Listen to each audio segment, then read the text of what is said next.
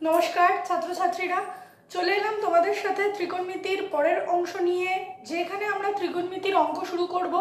আমাদের ফার্স্ট আমরা কি করেছিলাম যে আমাদের ফর্মুলা ভিডিও করেছিলাম, আমরা আমাদের ত্রিকোণমিতির ফর্মুলা ভিডিও করেছিলাম। আজকে আমরা দেখব কোষে দেখি 23.3। কোষে দেখি 23.3 এর অঙ্ক আমরা করব। দেখো, কোষে দেখি 23.1 আর 23.2 এই দুটো চ্যাপ্টার খুবই সহজ চ্যাপ্টার, কিন্তু 23.3 এর অঙ্কগুলো একটু তুলনামূলক বেগদায়ক। তাই কোষে দেখি 23.3 এর অঙ্কগুলো আমরা আগে করব। যদি 23.3 তোমরা ভালো মতো বুঝে যাও এবং 23.3 করতে পারো, তাহলে দেখবে 23.3 করার সাথে সাথেই তোমরা 23.1 আর 2 কিন্তু কমপ্লিট করে ফেলতে পারছো। তাহলে বেশি দেরি না করে চলে যাব আজকে সরাসরি বোর্ডে এবং করব আমরা 23.3 এর অঙ্ক। আশা করি তোমরা ত্রিকোণমিতির আগের দুটো পার্ট আমাদের WB হোম টিউশন চ্যানেলের প্লেলিস্টে গিয়ে দেখে নিয়েছো। যদি না দেখে থাকো অবশ্যই যাও প্লেলিস্টে, এবং প্লেলিস্টে গিয়ে আমাদের 23.3 এই যে অংশটা ত্রিকোণমিতি সেটা তো শুরু হচ্ছেই, তার সাথে সাথে প্লেলিস্টে কিন্তু তোমরা ত্রিকোণমিতির সমস্ত ফর্মুলার ভিডিও কিন্তু পেয়ে যাবে। আর মনে রাখবে, ত্রিকোণমিতি করতে গেলে ফর্মুলা না জানলে কিন্তু আমরা অঙ্ক করতে পারবো না। তাই বারবার বলছি, যদি না দেখে থাকো আগে ফর্মুলার ভিডিওটা দেখে নাও অবশ্যই। তো চলো শুরু করা যাক 23.3। দেখো, 23.3 এর প্রথমে আমরা দেখছি একের দাগের একের অঙ্ক, যেখানে বলা হচ্ছে sin theta is equal to 4/5 হলে, sin theta is equal to 4/5 হলে cosec theta plus by cosec theta by 1 plus cot theta এইটার মান তোমাকে বার করতে বলা হচ্ছে। তাহলে কি বলছে, sin theta is equal to 4/5 হলে cosec theta by 1 plus cot থিটার মান কত। দেখো কিভাবে করব। sin থিটা মানে আমরা জানি লম্ব বাই অতিভুজ, এটা আমরা জানি। sin থিটা মানে লম্ব বাই অতিভুজ, তার মানে লম্ব এখানে 4, অতিভুজ এখানে কত 5, তাহলে লম্ব 4 অতিভুজ 5। এবার পিথাগোরাস উপপাদ্য অনুযায়ী পিথাগোরাস কি বলেছিল আমাদের, পিথাগোরাস বলেছিল যে অতিভুজ স্কয়ার ইজ ইকুয়াল টু লম্ব স্কয়ার প্লাস ভূমি স্কয়ার, এটা আমরা জানি। এইবার আমাদের অতিভুজের মান বলে দিয়েছে 5, এই যে 5 বেরিয়েছে 5 এর স্কয়ার, লম্বর মান জানি 4, লিখে ফেললাম 4 এর স্কয়ার প্লাস ভূমি স্কয়ার। ঠিক, তাহলে আমাকে বার করতে হবে কার মান, ভূমির মান। এবার আমি যে ভূমির মান বার করব, 5 এর স্কয়ার মানে কত 25, 4 এর স্কয়ার মানে কত 16 যোগ ভূমি স্কয়ার। 16টা দেখো এখানে যোগ আছে, এইদিকে চলে এলে কি হয়ে যাবে, বিয়োগ হয়ে যাবে। আর আমি যদি এর মাথা থেকে স্কয়ারটা তুলতে চাই, তাহলে আমার এর মাথায় কি আনতে হবে, একটা রুট আনতে হবে। তাহলে 25 থেকে 16 বিয়োগ করলাম 9, তার মানে √9 ইজ ইকুয়াল টু ভূমি। তাহলে ভূমি ইজ ইকুয়াল টু কত 3। ভূমির মান কত বেরালো, আমার ভূমির মান বেরালো 3। ঠিক, তাহলে ভূমি পেয়ে গেলাম 3, আমি লম্ব জানি, অতিভুজ জানি, ভূমি জানি। এইবার আমি সহজেই বার করতে পারবো cosec theta by 1 plus cot থিটার মান। কি করে বার করব, দেখো আমরা জানি যে sin থিটার উল্টোটা হয় cosec থিটা, তাহলে sin থিটা যদি 4/5 হয়, cosec থিটা কত হবে 5/4 হবে, তাই না। 1 plus cot theta, cot theta মানে কি, cot থিটা মানে হচ্ছে লম্ব বাই ভূমি, না cot থিটা মানে হচ্ছে ভূমি বাই লম্ব, tan থিটা হচ্ছে লম্ব বাই ভূমি। আচ্ছা, তাহলে cot থিটা হচ্ছে ভূমি বাই লম্ব, ভূমি কত, ভূমি বেরিয়েছে 3, আর লম্বের মান আমরা জানি হচ্ছে 4, লিখে ফেললাম। এইবার আমরা কি করব না, লসাগু করব। কিভাবে করব, উপরে 5/4 যেরকম আছে রাখলাম, নিচে দেখো কিছু নেই এখানে, মানে কি আছে 1, 4 আর 1 এর লসাগু হবে 4। তাহলে এই যে কি করতে হয়, নিচের হর দিয়ে লসাগু ফলকে ভাগ করতে হয়। তাহলে হর আছে 1, লসাগু ফল 4, ভাগ করলে হবে 4। সেইটা যদি আমি লবের সাথে গুণ করি, তাহলে 4 কে 4 যোগ যোগ চিহ্ন যেরকম আছে দিলাম। এবার এইটা দিয়ে এটাকে ভাগ করলে 1, 3 কে 3 হয়ে গেল। এবার দেখো উপরেও রয়েছে, লবে যেটা রয়েছে তার নিচেও রয়েছে 4, হরেও নিচে রয়েছে 4, 4 4 কেটে দিলাম। তাহলে আমার অ্যান্সার দাঁড়ালো 5/7। তাহলে এটা আমার উত্তর। তাহলে sin theta is equal to 4/5 হলে cosec theta by 1 plus cot থিটার মান কত হবে 5/7। তো আশা করি অঙ্কটা তোমরা বুঝেছো। দেখে নাও, প্রত্যেকে স্ক্রিনশট তুলে নাও, কিন্তু আমি বলবো হাতে খাতা পেন নিয়ে বসো, অঙ্ক করে নাও, আর বুঝে নিয়ে নিজে নিজে না দেখে করো, তাহলে দেখবে আরো সুবিধা হচ্ছে। তো যাই হোক, আশা করছি বুঝতে পেরেছো। না বুঝতে পারলে অবশ্যই কমেন্ট বক্সে জানাবে। চলে যাবো পরের অঙ্কটা। তাহলে বোর্ডটা ক্লিন করি, পরের অঙ্কটা আমরা এবার দেখবো।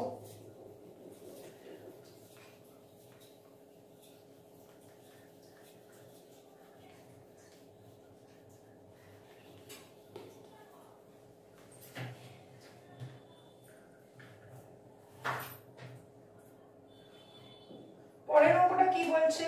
পরের অঙ্কটা বলছে যদি tan theta is equal to 3/4 হয়, মানে tan থিটা যদি 3/4 হয়, তাহলে root over 1 minus sine theta by 1 plus sine theta is equal to half.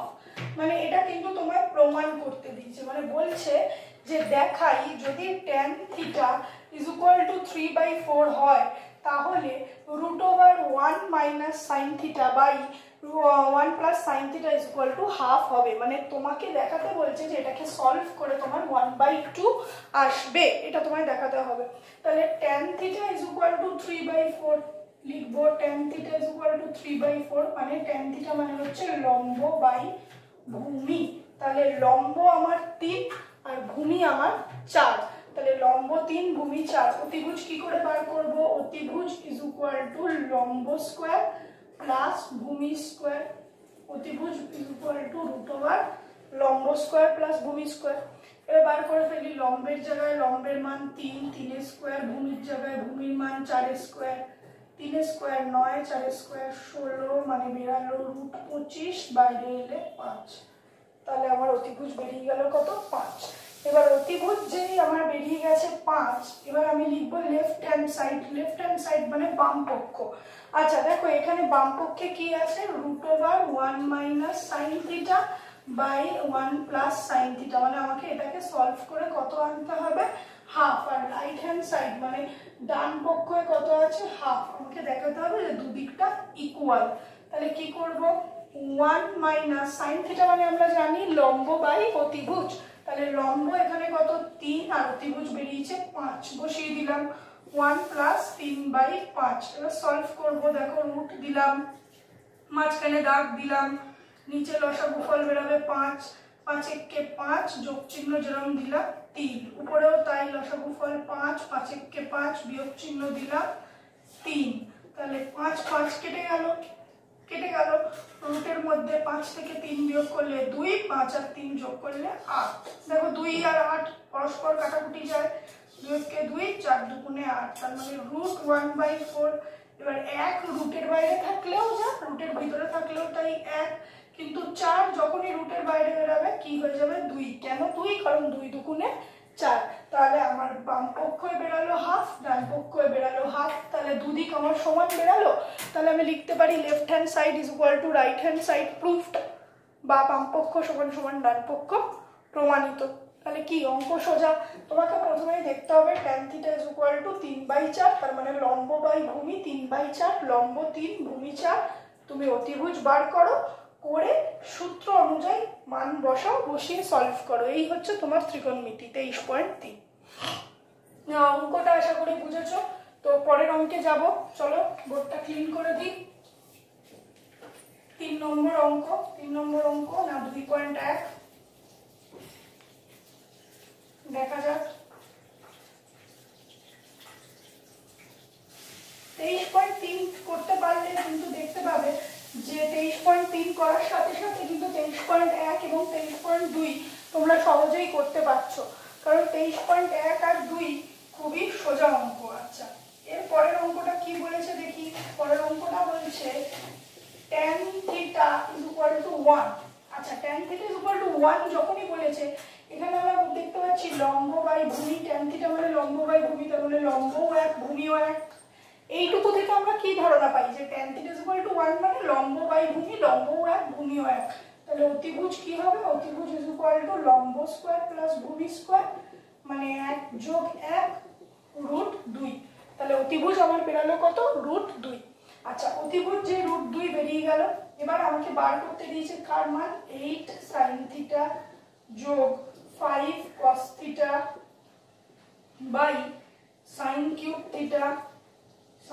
Theta minus 2 cos cube theta plus 7 cos theta, এইটার মান আমাকে বার করতে দিয়েছে।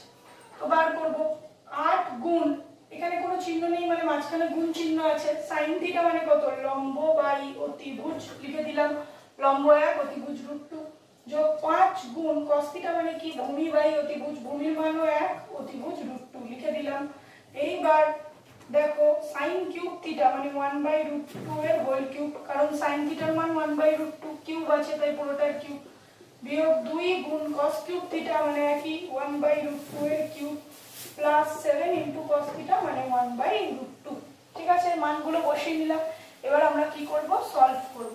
দেখো 8 কে 8/√2, এই যে 8 কে 8/√2 যোগ 5 কে 5/√2, 5 কে 5/√2, নিচে 1 একের কিউব মানে 1, √2 এর কিউব মানে হচ্ছে 2√2, বিয়োগ 2 যেরকম আছে বসালাম, গুণ চিহ্ন দিলাম, একের কিউব মানে 1, √2 এর কিউব মানে 2√2, যোগ 7 কে 7/√2, √2 এর কিউব কথাটার মানে কি, √2 গুণ √2 গুণ √2, দুটো √2 গুণ করলে একটা 2, পাশে রয়েছে একটা √2, তাহলে √2 এর কিউব মানে 2√2 বসিয়ে দিলাম।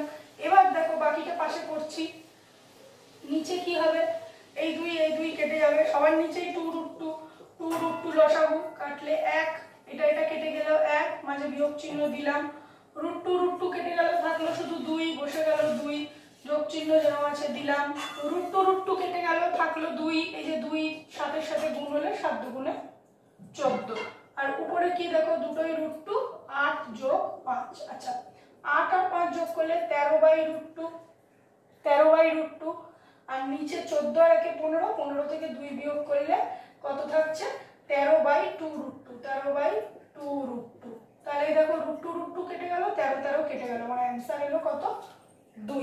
তাহলে আমার অ্যান্সার কত, শুধু 2। দেখো অঙ্কটা যদি বুঝতে পারো তো খুবই ভালো, বুঝতে না পারলে অবশ্যই কমেন্ট বক্সে জানাবে, স্ক্রিনশট তুলে নাও বা টুকে নিলে টুকে নাও। আশা করি তোমাদের স্ক্রিনশট নেওয়া হয়ে গেছে। এবার বোর্ডটা ক্লিন করছি, পরের অঙ্কে চলে যাচ্ছি। অঙ্কগুলো খুবই সোজা, একটু মন দিয়ে করতে হবে। আর তোমাকে কি মনে রাখতে হবে, সাইন থিটা মানে কি, ট্যান থিটা মানে কি, এই জিনিসগুলো। মোট কথা ত্রিকোণমিতি শিখতে গেলে ত্রিকোণমিতির প্রথম যে দুটো ভিডিও তোমাদের আগের দিন হয়ে গেছে ফর্মুলার ভিডিও, সেই ভিডিওগুলো কিন্তু ভালো করে দেখতে হবে এবং সূত্র মুখস্থ করতে হবে।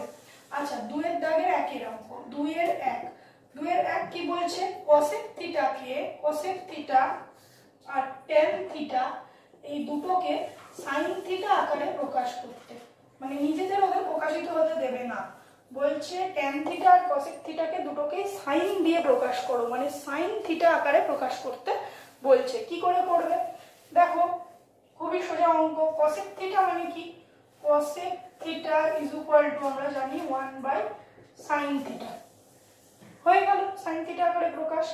কসেক থিটা মানে কি, কসেক থিটা মানে 1/sin থিটা, তাহলে কসেক থিটাকে সাইন থিটা আকারে আমাকে প্রকাশ করতে বলেছে, তার মানে cosec theta is equal two 1/sin theta, শেষ, অঙ্ক শেষ, আর কোনো অসুবিধা নেই। আচ্ছা এরপর ট্যান থিটা মানে আমরা জানি tan theta is equal to sine theta by cos theta, তাই তো। এবার আমাকে সাইন আকারে প্রকাশ করতে বলেছে, তাহলে উপরে সাইন থিটাটা যেরকম আছে রাখলাম, কস থিটাটাকে আমাকে সরাতে হবে, সাইন আকারে প্রকাশ করতে বলেছে, তাহলে কস থিটার জায়গায় আমি লিখতে পারি √1 - sin স্কয়ার থিটা, লিখতেই পারি, না লেখার কিছু নেই। কারণ আগের দিন আমি যখন তোমাদের ভিডিও বুঝিয়েছিলাম, ভিডিওতে ফর্মুলা, তাহলে কি বলেছিলাম যে cosec theta is equal to √1 - sin square theta, আর কোথা থেকে এলো সেটাও কিন্তু দেখিয়ে দিয়েছিলাম। তাহলে tan theta is equal to sin theta by cos theta, sin থিটার জায়গায় sin থিটা বসলো, cos থিটার জায়গায় √1 - sin স্কয়ার থিটা, হয়ে গেল। tan থিটাকে sin থিটা আকারে প্রকাশ, cosec থিটাকে sin থিটা আকারে প্রকাশ, শেষ অঙ্ক, একদমই সহজ অঙ্ক। আচ্ছা পরের অঙ্কটা কি বলেছে, পরের অঙ্কটা বলছে যে cosec theta minus cot theta, না সরি বলেছে cosec থিটা এবং tan থিটাকে cos থিটা, আচ্ছা cosec থিটা এবং cot থিটা এই দুটোকে আবার কি cos থিটা আকারে প্রকাশ, এর আগেরটা বলেছিল sin থিটা আকারে প্রকাশ, এখানে বলছে cos থিটা আকারে প্রকাশ, মানে একই cosec আর cot দুটোকে cos থিটা আকারে প্রকাশ করতে হবে। কি করে করব? তাহলে cosec থিটা মানে আমরা জানি 1/sin থিটা, জানি cosec থিটা মানে 1/sin থিটা। তাহলে sin থিটা আকারে তো আমি প্রকাশ করতে পারিনি, তাহলে সাইনটাকে আমি চেঞ্জ করে √1 - cos স্কয়ার থিটা লিখে দিলাম, ব্যাস হয়ে গেল cos থিটা আকারে প্রকাশ। cot theta is equal to কি cos theta by sin theta, cot theta is equal to cos theta by sin theta. এবার cos theta by sin theta cot থিটার জায়গায় লেখো cos থিটা, সাইনটাকে আমাকে সরাতে হবে তাই না, কারণ আমি cos আকারে প্রকাশ করতে বলেছি, তাহলে sin এর জায়গায় √1 - cos স্কয়ার থিটা হয়ে গেল cos থিটা আকারে প্রকাশ। দেখে নাও কোথাও অসুবিধা থাকলে বলো, তারপর আমি বোর্ডটা ক্লিন করে দিই, দিয়ে পরের অঙ্কটায় চলে যাই।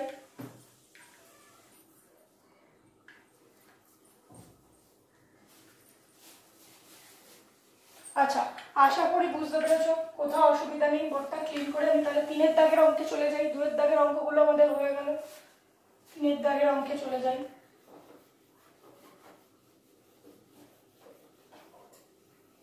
23.3 সোজা অঙ্ক, কিন্তু তোমাদের একটু বুদ্ধি করে করতে হবে আর বারবার কিন্তু অঙ্কগুলোকে প্র্যাকটিস করতে হবে। আচ্ছা, 3-এর দাগের 1-এর অঙ্কে বলছে sec theta plus tan theta is equal two 2, তাহলে sec theta minus tan theta কত বার করতে দিয়েছে, তাই তো বলছে sec theta plus tan theta যদি 2 হয় তাহলে sec থিটা মাইনাস tan থিটার মান তোমাকে বার করতে দিয়েছে। কি করে করবে দেখো, আগের দিনের ভিডিও, আমি আবার বলবো আগের দিনের ভিডিও, বারবার বলবো আগের দিনের ভিডিওর কথা, কারণ formula sec square theta minus tan square theta is equal to 1, আমরা জানি এই ফর্মুলাটা।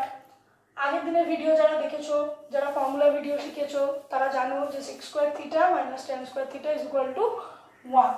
এইবার আমি যদি ধরি যে sec থিটার মান হচ্ছে a আর tan থিটার মান হচ্ছে b, তাহলে এখানে রয়েছে a square minus b square is equal to 1, রয়েছে a square is equal two b square, a square minus b square is equal to 1।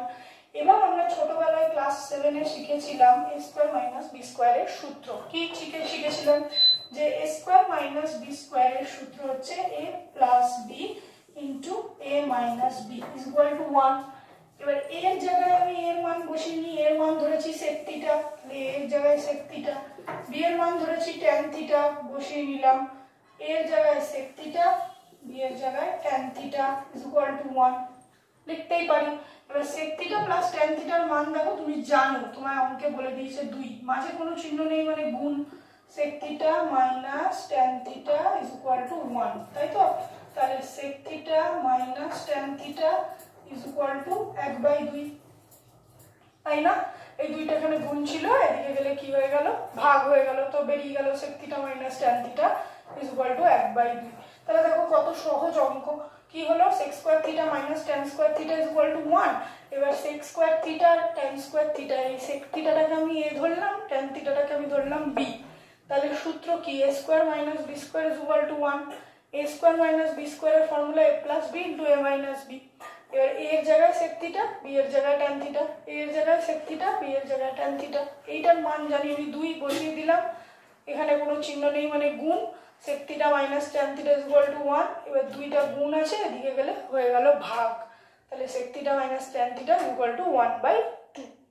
বলো অঙ্ক শেষ, কোনো অসুবিধা নেই, ক্লিন করি, পরের অঙ্কে যাই, চলো পরের অঙ্কে যাই।